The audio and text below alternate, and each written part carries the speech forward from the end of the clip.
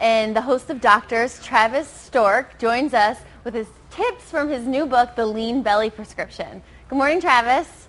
Good morning. How are you? I'm good. Well, first let's talk about for a minute that we actually have a connection because you were the Bachelor, right? Yeah, not only that, but I actually answered one of your questions on our show. You did? What one? You asked, should you do resistance training before or after cardio? Oh, you did? Do you remember that? You were on the red carpet somewhere, and one of our film crews was there, and you asked that question. Oh, I totally did. What is the answer? Can you give me a quick answer? I said it all depends on what you're shooting for. If you're trying to build up some lean muscle mass, you should probably strength train before, but if you're training for a race, you probably want to do your cardio before. All right, I'll try to get both in. I can't promise anything, but well, it's good to meet you. So I guess Likewise. Tell me a little bit about what exactly is the Lean Belly Prescription.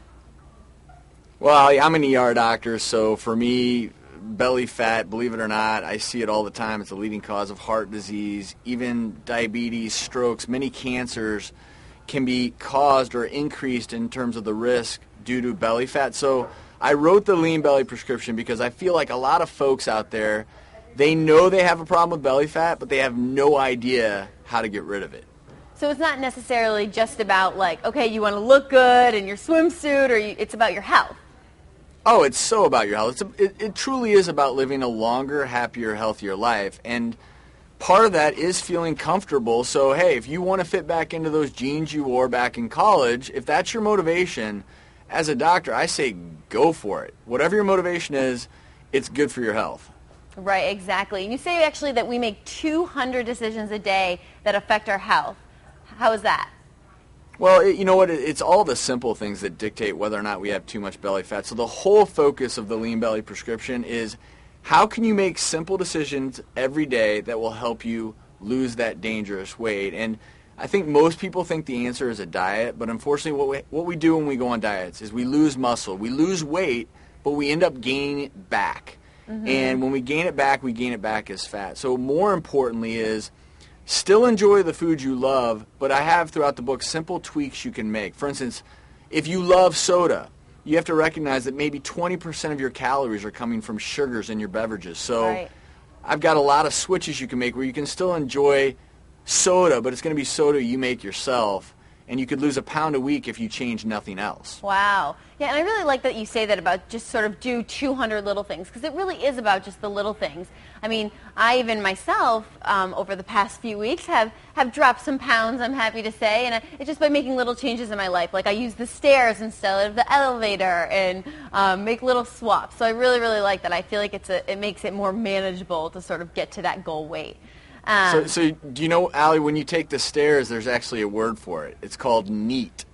And I talk about it in the book. It's called non-exercise activity thermogenesis. And people don't feel like it counts when you take the stairs. But the other thing is when we're on the phone, if you get up and just stand and walk around while you're on the phone during those conversations, that's activity. You're burning calories. Exactly. No, I always do that because I'm pacing around my house when I'm on the phone usually, but I completely agree. And you actually say that we can drop 15 pounds in 4 weeks. How is that possible?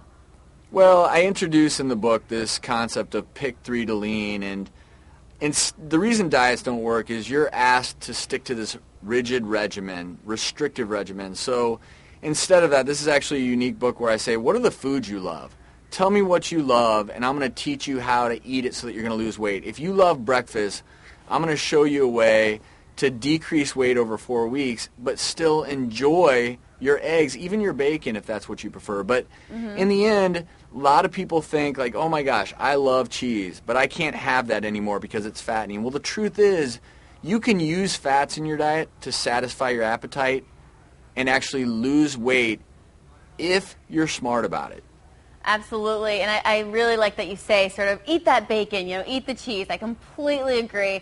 I think one of the things that helps me in my life staying on track is indulging when I want to, but indulging in a little bit. Instead of having a whole slice of cake, maybe I'll have a little sliver. I really, really love that.